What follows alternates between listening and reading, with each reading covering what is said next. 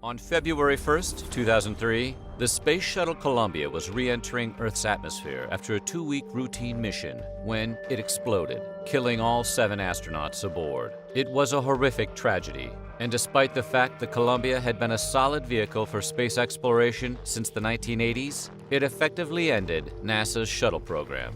So, today, we're going to take a look at how the Space Shuttle Columbia disintegrated at 18 times the speed of sound. Let's take a look at an American tragedy.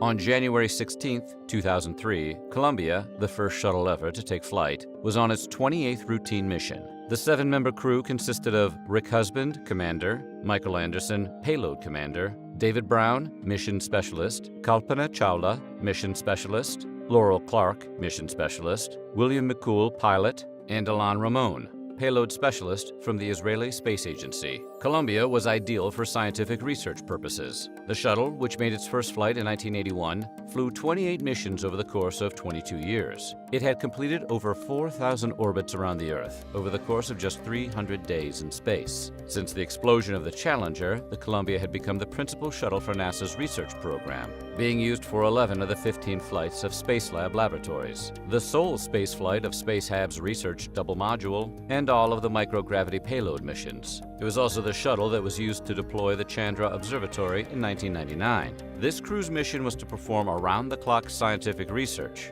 and they were successful in doing so, completing approximately 80 experiments during the 16-day trip into space.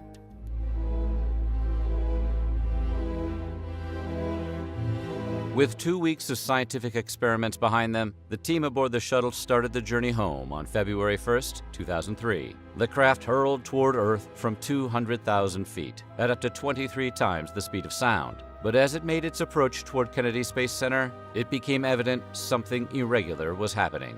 Ground control was getting abnormal heat and tire pressure readings from the shuttle's left wing. Then, the crew and craft disappeared entirely from both radio communication and radar. One of NASA's capsule communicators called up to the crew to discuss the abnormalities. Shuttle Commander Rick Husband got the message and replied "Roger" before he was cut off completely. Mission Control was unable to reconnect with anyone on the shuttle. While it's true that occasionally, during re-entry, communication with shuttles can go temporarily awry, this time was different. The craft completely disappeared from Mission Control's radar, and streaks of white smoke filled the sky, spelling disaster for the Columbia and its crew. There's an old expression that holds, "God is in the details." Ironically, it's also sometimes phrased as, "the devil is in the details." And that was certainly the case on February 1st, 2003, when the Columbia exploded. Because as hard as it may be to believe, the cause of the accident was ultimately determined to be a single, small section of insulating foam. As the world would later learn, a little more than a minute after the shuttle's initial launch, pieces of foam insulation fell from the bipod ramp, which fastened an external fuel tank to the shuttle.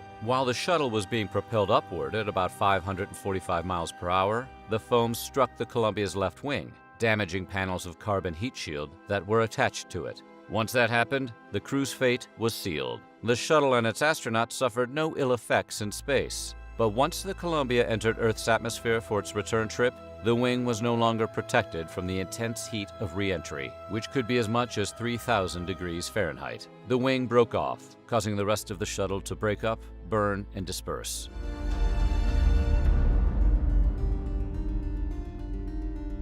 The world wouldn't learn about the damage to the heat shield until after the disaster, but Mission Control knew almost immediately. The ground team knew foam had broken loose, and there was a minority opinion that catastrophe was possible, so greater efforts needed to be made to identify the location and extent of any damage. However, the team ultimately chose a different path. They felt that if they discovered Columbia was not able to return to Earth due to damage, they and the astronauts would face an agonizing moral dilemma. Should the crew return to Earth and die in a fireball during re-entry, or should the crew remain in orbit and die as their oxygen supplies run out? On his blog, former shuttle project manager Wayne Hale revealed that John Harpold, director of mission operations, told him, "There's nothing we can do about damage to the thermal protective system. If it has been damaged, it's probably better not to know." I think the crew would rather not know. Ultimately, Hoedl believed it would be better for the Columbia's crew to have a happy, successful flight and die unexpectedly during re-entry than to learn of their situation and stay in orbit, knowing that there was nothing to be done until the air ran out. What might be the most tragic aspect of the whole affair is that after the disaster, the Columbia Accident Investigation Board determined that the Space Shuttle Atlantis could have been used to stage a rescue mission that might have saved the crew of the Columbia. It would have been a high-risk operation, and only possible had the damage been identified early in the mission and preparations for a rescue launch made immediately. We'll never know if such a rescue would have been successful, but we do know the course of action that was taken not only cost the lives of the astronauts on board the Columbia, but it would also eventually cost NASA the entire shuttle program.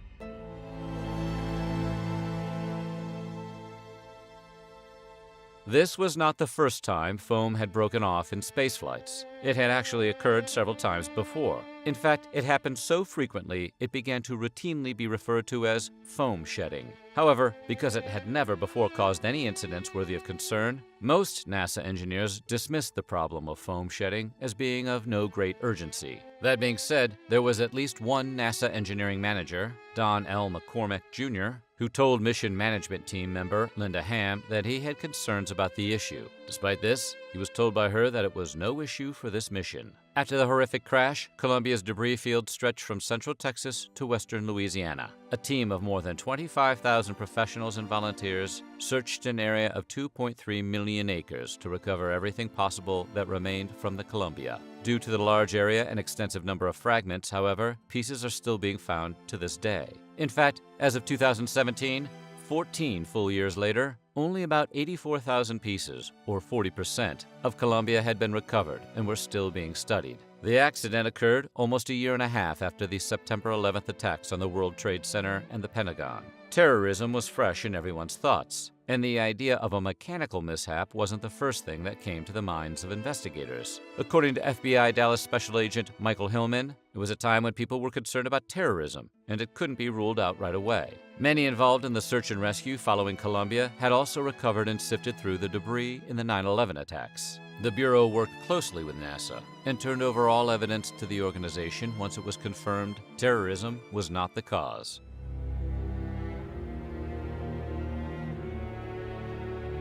After the Challenger accident, which resulted in the deaths of 7 astronauts only 16 years earlier in 1986, NASA vowed to do better, but ultimately, they couldn't keep that promise. The organization's budget was halved in the 90s, and the decrease in funding only continued from there on out. By the time of the Bush administration, NASA was on a shoestring budget, yet was still expected to produce missions to keep up with the work on the International Space Station. The organization was reluctant to take the time to iron out the kinks. Professor Henry McDonald, former director of NASA California, said, "The mentality became, we flew it, we had a problem, we landed, so what's the big deal? So there was a crack in the wing panel, but hey, we got away with it. When's the next mission?" While Congress and NASA played the blame game, heads rolled at the organization soon after the accident. Higher-ups were let go, and Wayne Hale was put in the position of second-in-command for the remaining shuttle missions. He was the only member of NASA to apologize for the accident and to publicly accept the blame for the normalization of the abnormal.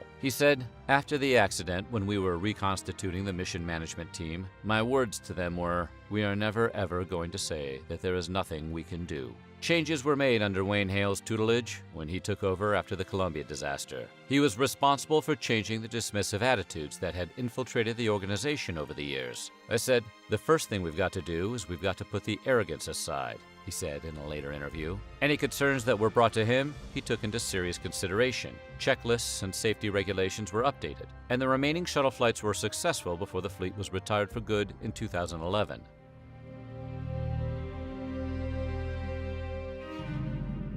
While NASA's safety record greatly improved since the accident, the shuttle fleet itself was aging. Columbia had been the first to fly in 1981, and the fleet's technology was simply outdated. After the Columbia disaster, it was concluded that the remaining shuttles should be replaced as soon as possible by the panel that investigated the accident. The 4 remaining shuttles were sent to museums in New York, California, Florida, and Virginia. With the shuttle fleet no longer in commission, NASA turned to outside help in the form of Elon Musk and SpaceX. Musk said of the obsolete shuttle program, "I was trying to figure out why we had not made more progress since Apollo. We're currently in a situation where we can't even put a person into low Earth orbit. That doesn't really gel with all of the other technology sectors out there. According to Musk, the computer that you could have bought in the early 70s would have filled a room and had less computing power than a cell phone. He questioned why space exploration technology had not, in his opinion, improved, while just about every other sector of technology had. NASA and the government contractors it worked with faced the same problems they had always faced. Too little to work with, too little time to do it in, and too much to do. Musk and his investors didn't have these issues and could find the cheapest, safest way forward, without bureaucratic red tape,